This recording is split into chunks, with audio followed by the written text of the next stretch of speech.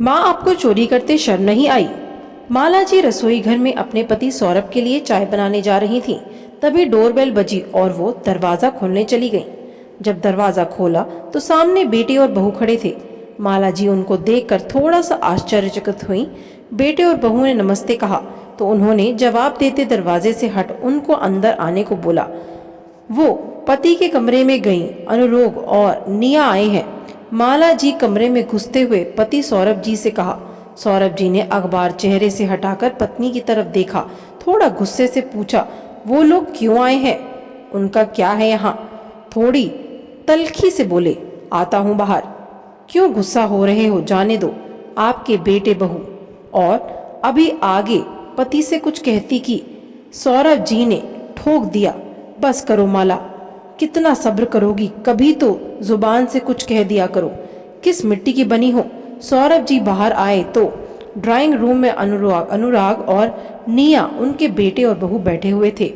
पिता को देखते ही दोनों उठे और पांव छूने के लिए झुके। ठीक है बैठो, कहते हुए सौरभ जी एक सोफे पर बैठ गए। माला जी किचन की तरफ चल दी। जब तक माला जी चाय और कुछ खाने पीने लेकर नहीं आई तब तक कमरे में गहन चुप्पी छाई रही। माला जी ने ही पूछा, और सब ठीक है? आज 5 साल के बाद हमारी याद कैसे आ गई?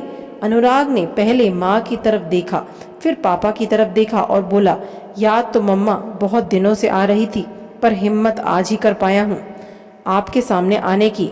और अनुरोग अचानक उठकर पापा के पास गया और उनके पैर पकड़कर बिलख उठा। निया ने मुंह नीचे कर लिया। उसकी भी आंखों में नमी थी। सौरभ जी ने कुछ नहीं कहा। माला जी की आंखों में आश्चर्य था। कुछ पूछती कि अनुराग की आवाज़ आई, पापा, थैंक यू शब्द बहुत छोटा है, पर आज आपकी वजह से ही मैं सिर उठाकर सबका सामना कर पा रहा हूँ। अगर आपने वक्त पर हमारी सहायता न की होती, 35 लाख न दिए होते पापा, आज मैं जेल में होता। माला जी ने चौंक कर पति की तरफ देखा। 35 लाख कब दिए? क्यों दिए? ये मुझे नहीं पता और आपने मुझे बताया भी नहीं। अब आश्चर्यचकित होने की बारी अनुराग और निया की थी। सौरभ जी की आवाज़ आई, हाँ, नहीं बताया क्योंकि तुम तब तनाव में आ जाती जब मैं तुम्हें ये बताता कि हमारे इस साहबजादे ने लाखों रुपए लोन लिए थे एक फाइनेंस कंपनी से, जिसे ये चुका नहीं पाया और कंपनी ने इस पर केस कर दिया था, तो मैंने वो चुका दिए। बस। नहीं पापा, बस नहीं। आपको नहीं पता आपने हमारे लिए क्या किया है। जब सबने हमारी सहायता करने से मना कर दिया तब आपने ही बिना कुछ जिताए हमें इस मुसीबत से निकाला। मैं और निया आज उसी के लिए आपके पास आए हैं। हम दोनों ने आपके साथ जो किया उसके बाद भी आपने हमारी सहायता की, वो हमारा सर झुकाने के लिए काफ़ी है। हम माफ़ी मांगने आए हैं। आप दोनों प्लीज़ हमें माफ़ कर दें। जो हुआ उसे भूल जाएं। आगे से ऐसी गलती फिर कभी नहीं होगी। हम फिर इकट्ठे रहेंगे।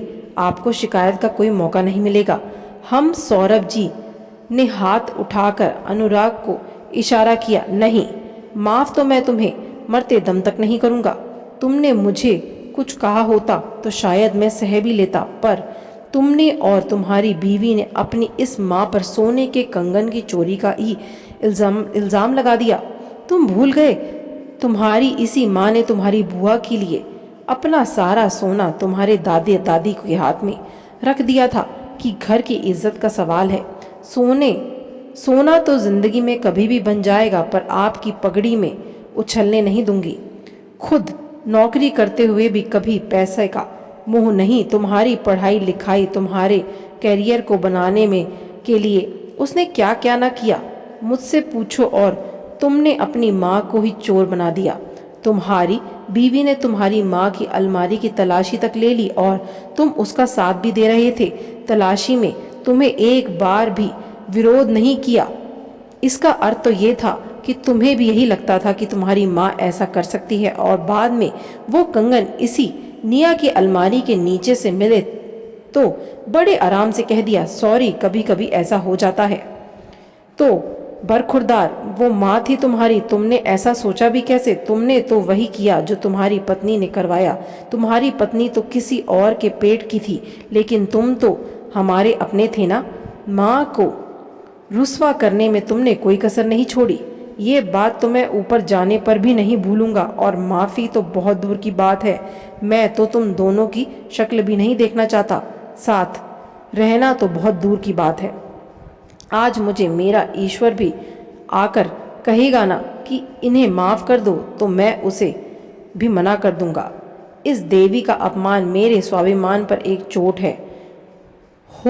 सहायता भी इसलिए की थी, अगर तुम्हें जेल जाने की खबर तुम्हारी माँ को मिलती, उसी दिन ऊपर चली जाती, और मैं इसे खोना नहीं चाहता था।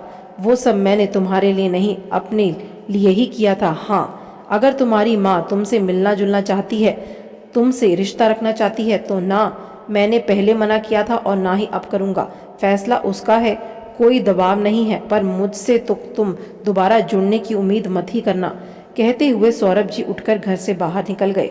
अनुराग ने माँ की तरफ देखा तो माला जी बोल उठी, बेटा शायद तुमने यह बात अभी नहीं समझ आएगी, पर जब तुम खुद माँ बाप बनोगे तब समझोगे कि औलाद की एक गलत कदम ही माँ बाप को तोड़ने के लिए काफ़ी होता है। माँ बाप तो अपने ही होते हैं, बस औलाद ही बदल जाती है। कमरे में चुप्पी का ये आलम था कि सुई भी गिरती तो आवाज़ हो जाती। माला जी भी कमरे से निकलकर अपने कमरे में, क्योंकि बेटे और बेटी की मोहब्बत अपनी जगह, लेकिन उनकी भी कोई इज्जत थी। अपनी नज़र में अगर आज वो बेटे को माफ़ कर देती तो खुद की नज़र में कभी उठ नहीं पाती। निया और अनुराग भी उठकर अपने घर चले गए। अब उनकी यही सज़ा थी कि माँ बाप की माफ़ी के बिना ज़िंदगी गुजारनी है। बच्चों को अपने माँ बाप को कुछ भी कहते हुए सोचना चाहिए। जो माँ हमें हर धूप छाँव से बचाती है, हमें उसको चोर कैसे बना सकते हैं? हमें खुद पे शर्म आनी चाहिए। कैसे हम अपने माँ को ऐसा बोल सकते हैं? हम बच्चों को थोड़ा सोचना समझना चाहिए। कुछ कहते हुए माँ बाप वो हंसती हैं जो कभी अपने बच्चों का बुरा नहीं चाहती हैं, तो हम बच्चे कैसे माँ बाप को अपशब्द इस्तेमाल कर लेते हैं। आशा करती हूँ ये आपको कहानी अच्छी लगी होगी। चैनल पर नए हैं तो सब्सक्राइब करिएगा। धन्यवाद।